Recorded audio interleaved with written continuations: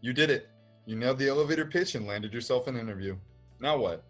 The tips we shared in our previous video can help you in your next step of landing your job. Now, let's go over what you should do to prepare for this next step, your interview.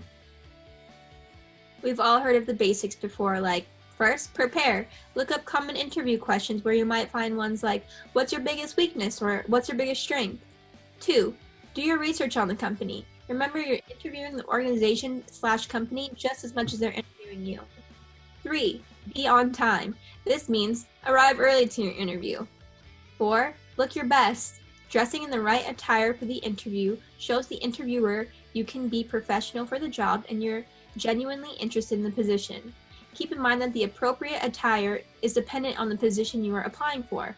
The way you dress for an interview with a fashion magazine may look different than the way you dress for an interview for an elementary school teacher. Use your own judgment.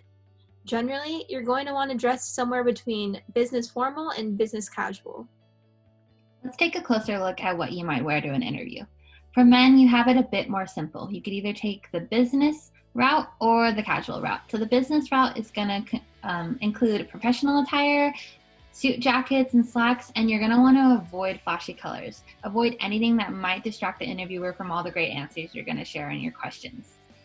Or you can take the casual route. This includes wearing something less formal than a suit. So button-downs, khakis, all of those. Relaxed but still presentable. Now for women, you have a few options. Button-downs, statement dresses, khaki mix and match suit, a bow blouse and skirt, or black dress and tights. You're going to want to tailor what you wear depending, again, on what you're interviewing for. But a general rule is to avoid anything flashy. So as much as we love jewelry and maybe that new lipstick that you bought over the weekend, save it for the weekend and don't wear it to the interview. You don't want to be distracting. What else? Researching the company and choosing your interview attire. These are great ways to prepare and reflect that you know the organization you're interviewing for. But what else? There's one more key to preparing for your best interview: knowing your why. What is your why? Your why is a personal statement of purpose that describes why you do the work you do and why you live the lifestyle you do. You operate out of your why. Having a grasp on this will allow you to answer any question that comes your way. A way to do this that I've found helpful for interviews I have is asking myself the question, what do I want them to know about me by the end of the interview? Take a piece of paper and write it down. Who you are, your experience, what you've gained through each work experience, where you're hoping to go, and how you're hoping to achieve it. Having a grasp on these aspects of yourself allows you to speak confidently in any question that comes your way. So when you're asked the weirdest interview question ever, you can take that question and use it to speak into who you are and why you're here. Let's look at some examples now. For this scenario, Sarah is interviewing for a counseling position at the organization she has dreamed of working for since she was younger. Here's an example of how she didn't answer as great as she could have.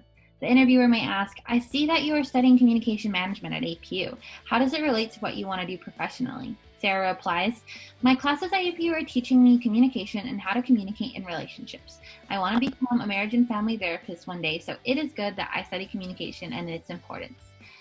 Even though this was brief and simple, Sarah forgets to mention a little bit more about her why. Why does she want to become a marriage and family therapist? You need to assume that the interviewer may have just interviewed a bunch of people just like you studying your same major. You're going to want to answer in a way that shows your why, because that allows you to stand out. So now let's take a look at a better way Sarah could answer that same question. Sarah could instead say, I've decided that studying communication management will best prepare me for my future career goal of becoming a marriage and family therapist, because it has been within my coursework at APU where I've been able to understand how communication is embedded in human interaction and human relationships. When you ask someone what the number one key in a relationship is, they usually say communication. So when it comes to fulfilling my passion of helping and counseling couples one day, I will be able to apply all that I learned in my coursework as an undergrad. Here in this answer, Sarah is able to show not only why she's studying communication management, but how it relates to her passion of helping and counseling couples one day. This is what the interviewer truly wants to hear when they ask this question. Now you're ready to prepare for any interview that comes your way. Go get that job.